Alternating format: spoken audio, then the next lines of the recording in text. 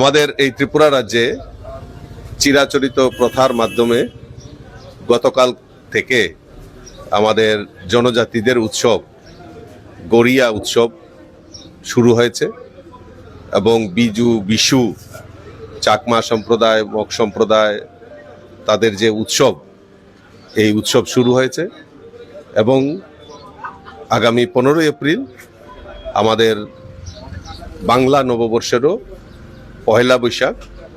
এই সমস্ত উৎসবে আমি আপনাদের মাধ্যমে সমস্ত রাজ্যবাসীকে অনেক অনেক শুভেচ্ছা, অনেক অনেক অভিনন্দন জানাচ্ছি। ঈশ্বর